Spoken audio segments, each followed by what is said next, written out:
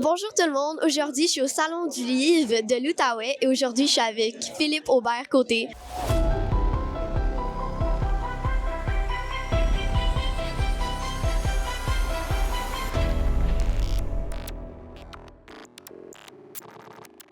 Allô, ça va bien? Oui, ça va bien. Merci de venir, Gabi.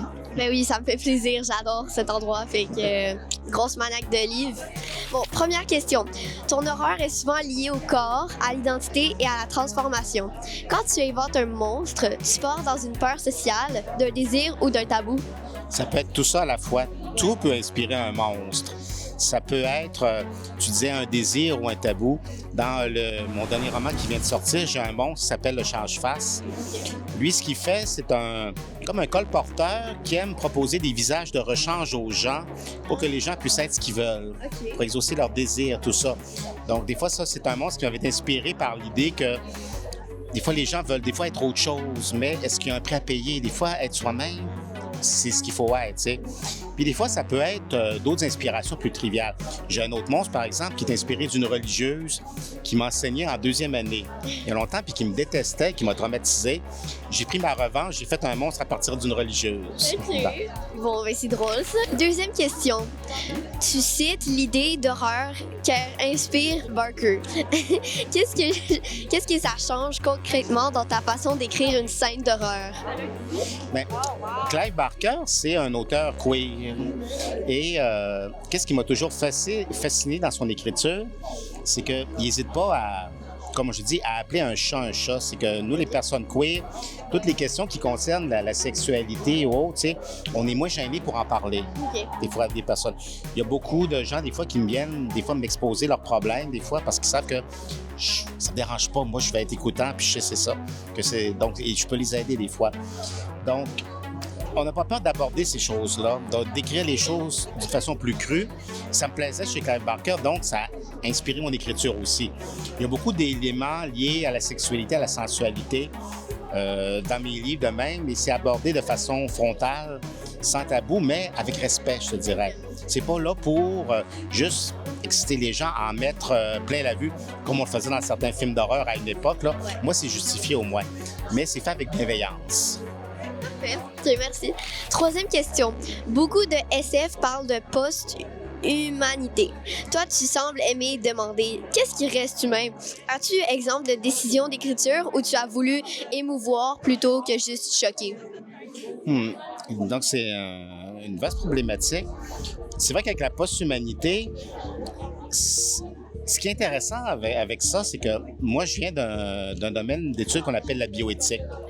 Et c'était une question qu'on se posait. Si on modifie l'être humain, qu'est-ce qui va rester d'être humain? Si on devient des robots, est-ce qu'on est toujours un être humain, par exemple? Et le choix que j'ai fait, moi, c'est que je me suis basé sur un philosophe qui s'appelait Gilbert Rotois, qui avait réfléchi à ça et qui avait dit, pour conserver l'être humain, il faudrait qu'on garde toujours notre capacité à se poser des questions comme est-ce que ce que je fais est bien ou mal? C'est toujours avoir cette interrogation-là. Donc, j'ai toujours construit mes post-humains de cette façon-là. Ils sont toujours capables de s'interroger, de se poser des questions et ils sont capables d'avoir des émotions aussi. Maintenant, je les ai toujours conçus comme ça. Et pour l'autre volet de ta question, quand j'ai fait de la science-fiction, je me suis toujours arrangé pour mettre mes post-humains dans des conditions où ils allaient se poser ces questions-là et que ça allait renvoyer à ce que le lecteur ou la lectrice allait faire.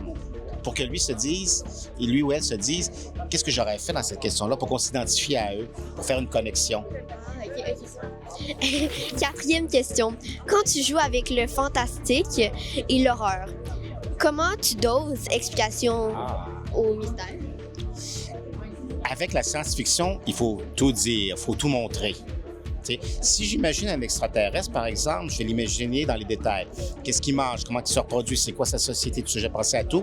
Et ça, je vais le montrer parce qu'en science-fiction, on va en mettre plein la vue, on veut étonner les gens. En horreur, là, c'est plus délicat. Si moi, j'imagine un monstre, je vais tout imaginer sur lui.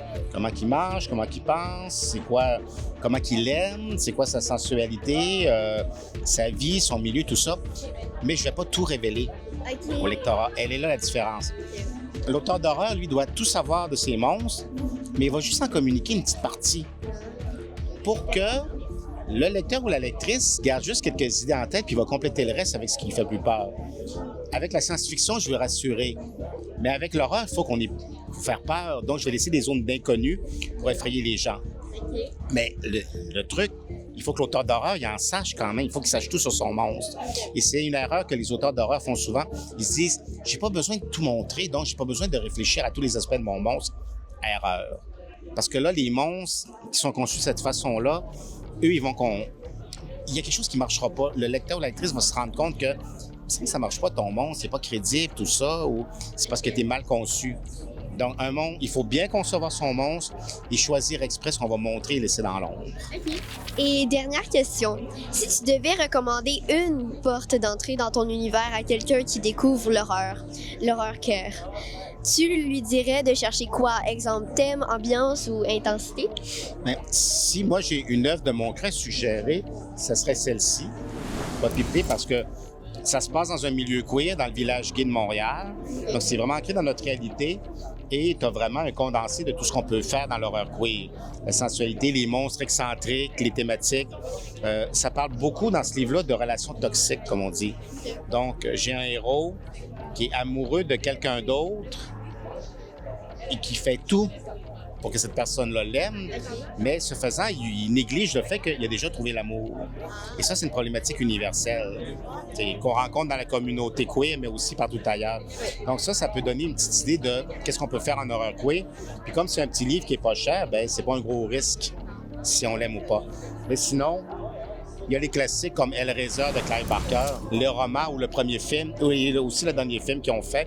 C'est un très bon exemple d'horreur queer. Ben, merci beaucoup. C'est apprécié d'avoir pris du temps pour moi et je te souhaite une bonne journée. Ça fait plaisir, Gabi. Merci d'être venue. C'est un honneur de passer à la petite Gabi.